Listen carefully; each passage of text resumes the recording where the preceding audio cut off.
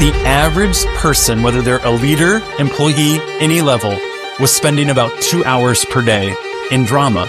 Now, these are people working hard. They are knocking things out. They are busy. They are getting things done. At times, they're working a lot of hours. But at the same time, they're working hard with a bit of what we call a bit of a grudge. Alex envisions a world where work is effortless and teams are drama-free. Alex collaborates with organizations and leaders globally to help them ditch the drama from the workplace, hardwire accountability in their teams, and turn excuses into results. Today I was having crushing chest pains. And I went into the emergency department and the provider team came up and I'm like, oh my gosh, I'm having crushing chest pains. Provider goes, does it feel like an elephant sitting on your chest? I'm like, yes. They're like, me too. What's the lesson there? I went into there to get some medical care and I'm starting to realize I ain't getting any. What if your team's coming to you for leadership and they're starting to realize they ain't getting any? Reality-based leadership really is a modern leadership philosophy focused on our research on drama in the workplace.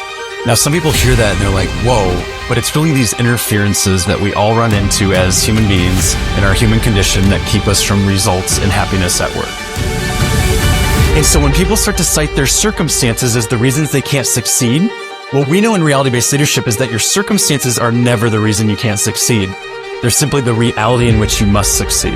And so what we've done is looked at that research over the last 25 years of conventional leadership wisdoms, and we checked to see if those actually work and if they actually make work more effortless. And what we found is some of them actually fuel drama and don't help our teams. And so we give some great simple tools for leaders to use to be able to recognize it, say, oh, that's just our human condition. I have that as well. No problem. Let's get into a tool to move beyond that.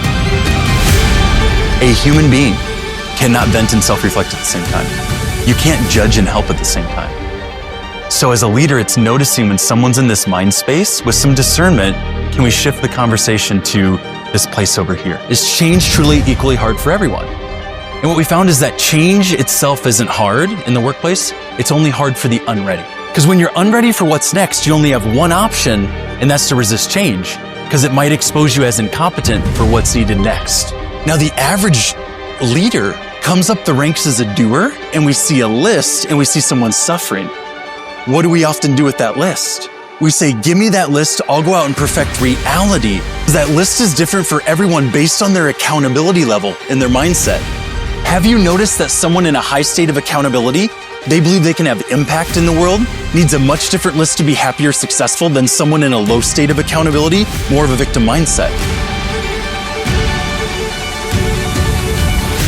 When Michelangelo carved the statue of David, it was a masterpiece. People cry when they see it today. And in an interview, they asked him apparently, it must have been so hard to carve David.